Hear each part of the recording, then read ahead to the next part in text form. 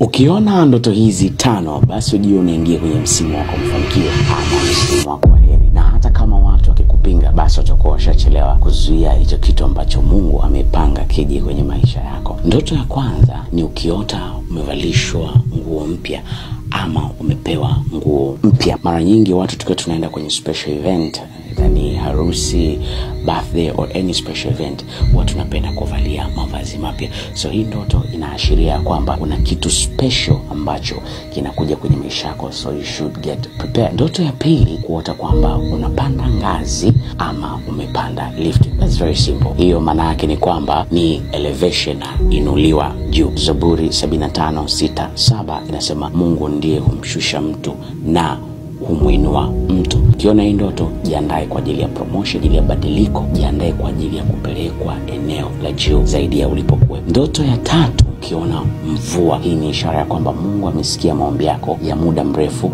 na anakwenda kukujibu. Yoeli 2:25 anasema furahini, shangilieni, maana Mungu anakwenda kuonyeshea mvua. Ndoto ya 4 ni kuota umeshika funguo. Hii ni ndoto ambayo inaashiria access. Mungu anakwenda kukupa sehemu ama anakwenda kukuamini na kitu ambacho umekuwa labda unatamani kwa muda mrefu, aidha ni kazi, biashara, ndoa, nyumba. Saa 22:22 anasema mabegani mwake nimeweka funguo ambazo kupitia hizo funguo atakapofunga hakuna awezaye kufungua, na atakapofungua hakuna awezaye kufunga. Ndoto ya 5 ni kuota asubuhi ama umeona mwanga, mapambazuko. Hii inaashiria ya kwamba Mungu anakwenda kukutambulisha ama kutambulisha kitu ambacho umekuwa ukibeba kwa muda mrefu kwenda kuonekana, ama hicho kitu ambacho umekifanya kinakwenda kuonekana.